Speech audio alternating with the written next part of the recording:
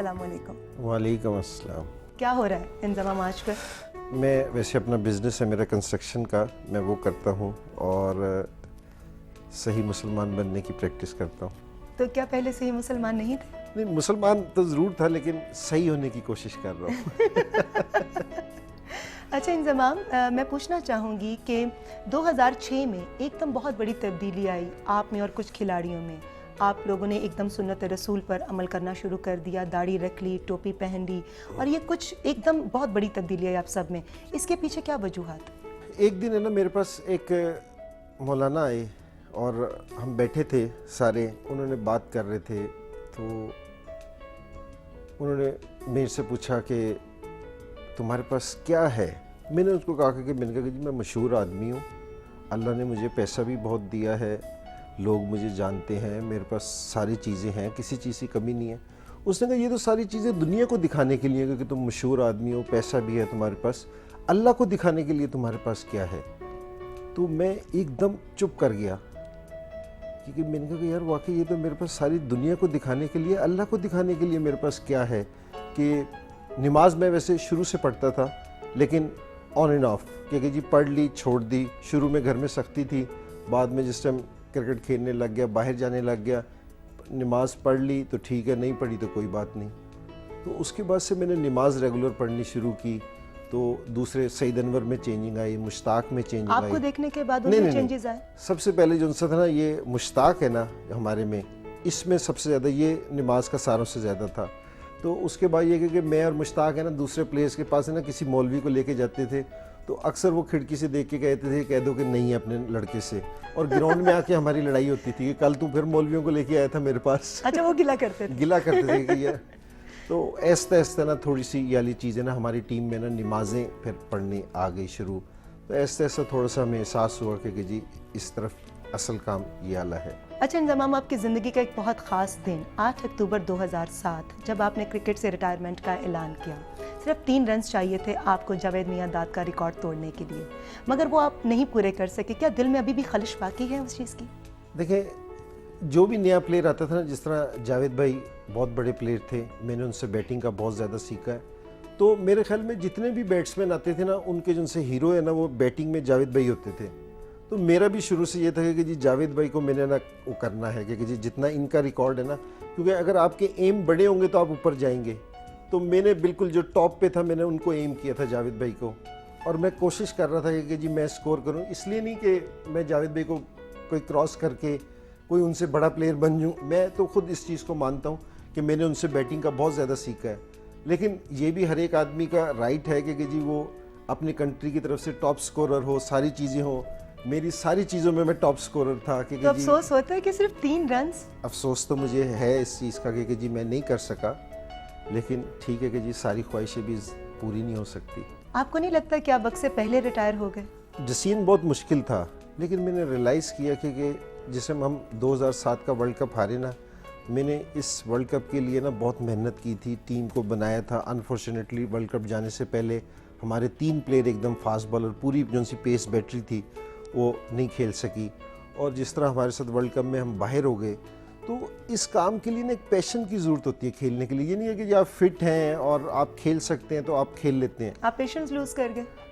मेरा passion loose हो गया। मैंने वहाँ से ना अपने वालिद साहब को फ़ोन किया, मैंने वालिद साहब से पूछा कि मैंने कहा कि जी मैं ये करना चाह रहा हूँ, मैं मशवरा वालिद साहब से करता हूँ अपने।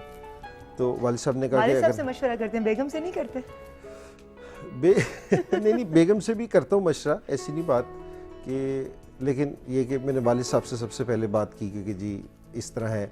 उसके बाद बेगम से भी बात की, तो दोनों ने कहा कि अगर नहीं खेलने का वो तो आप छोड़ दो।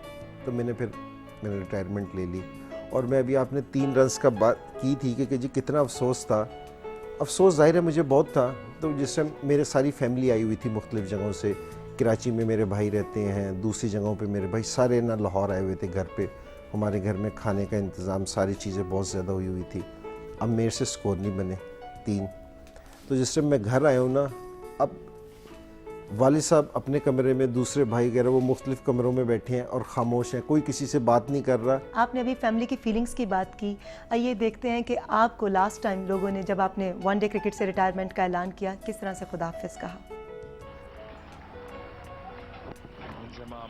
Looking to go for another big hit, doesn't get that in the middle of the bat. Probably the first time he's missed, hit one and it's gone straight up in the air.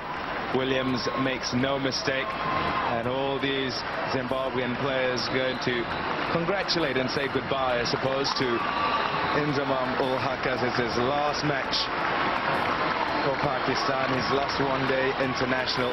Nice touch. And applause to him as he leaves the field for the last time as a Pakistani one-day international batsman. The emotion, too much for the man.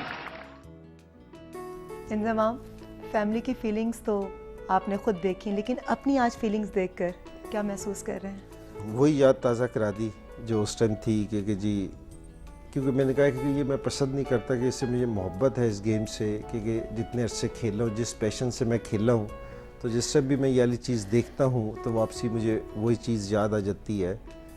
तो मुश्किल है ये वाली चीज़ देखना बार बार, तो मैं avoid करता हूँ वैसे इन चीज़ों से कि जी देख सकूँ ये।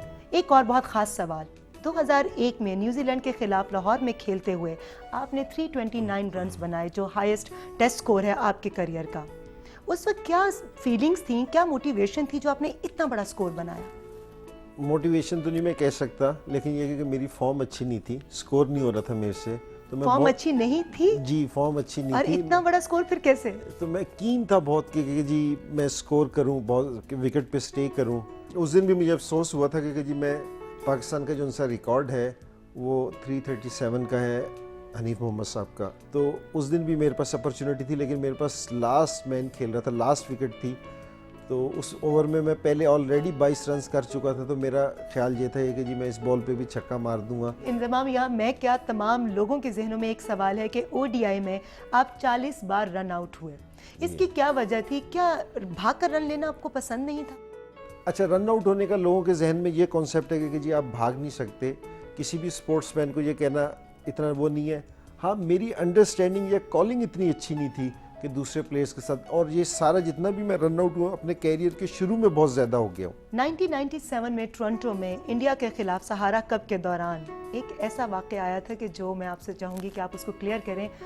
एक मैच देखने वाले शख्स को आपने इस कुर्सी उठाकर मारा था, क्या रीज़न था? गुस्सा आ गया था आपको? तो गुस्सा आता ही नहीं, लगता ही नहीं कि आपको गुस्सा आता नहीं, इंसान को गुस्सा बिल्कुल आना चाहिए। और रीज़न क्या था उसके पीछे? अच्छा, वो काफ़ी देर से ना शाउटिंग कर रहा था, अगर वो मेरे तक शाउटिंग करता तो ठीक था, कोई ऐसी बात नहीं कि लोग कर भी सकते हैं, हम खेल रहे हैं तो कोई कर भी सकता है, तो कोई ऐसी बात नहीं है।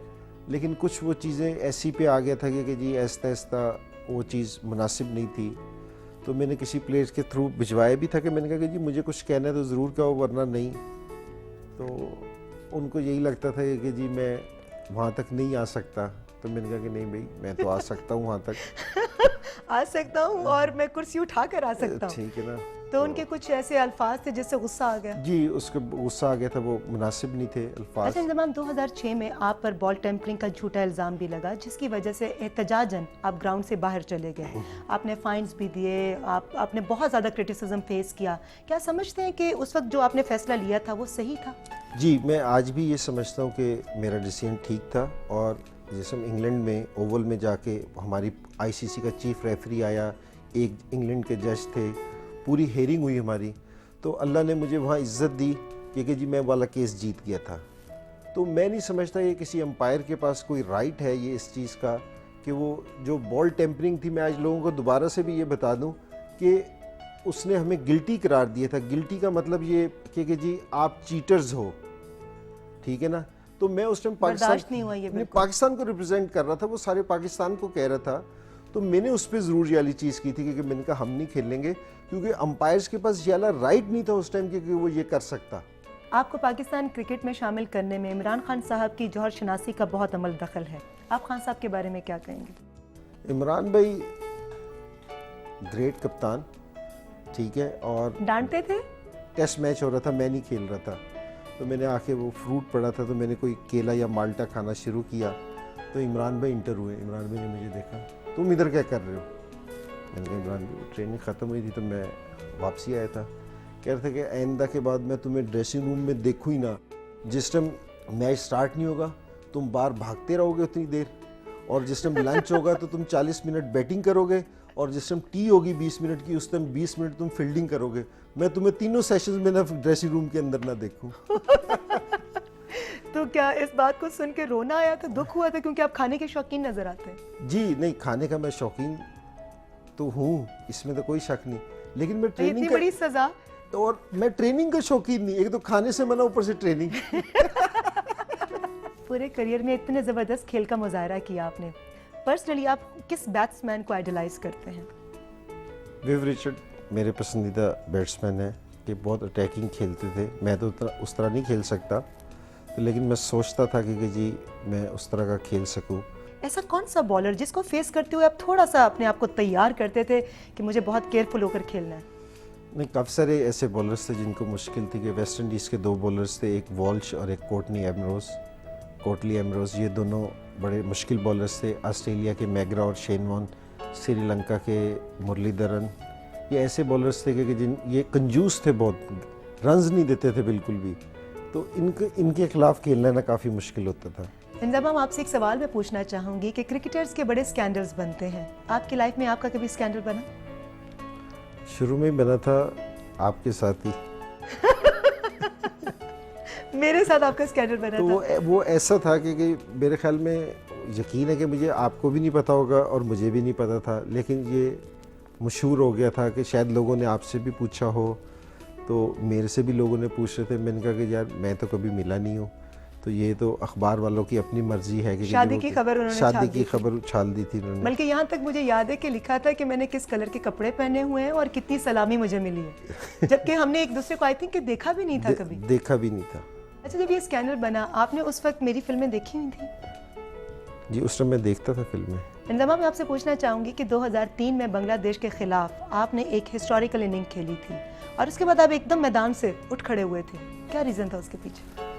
ایک تو وہاں بھی میں نے کم بیک کیا تھا کہ 2003 کے بعد ورلڈ کپ کے بعد میں ڈراپ ہو گیا تھا, تو بنگلہ دیش کی سیریز میں آیا تھا اور ملتان میں ٹیسٹ میچ تھا. ہم پہلی دفعہ بنگلہ دیش سے ٹیسٹ میچ ہار رہے تھے, تو کہاں سے ہم جیتے تھے کہ جی ہماری 7 وکٹیں گر گئی تھی اور بڑا ایک مشکل ٹیسٹ میچ تھا جو ہم نے کم بیک کیا تھا. اس میں ساری جو چیز تھی, خاص جو بات تھی کہ جس ہم سکور جس طرح کم ہوتا جا رہا تھا, تو اسٹینڈوں سے مجھے درود شریف پڑھنے کی آواز آ رہی تھی, کیونکہ جی لوگ ہیں نا جو ملتان والے, وہ سارے درود شریف پڑھ رہے تھے, کیونکہ جی اسٹینڈ میں میری فیملی بھی تھی, تو لوگ زور زور سے درود شریف پڑھ رہے تھے.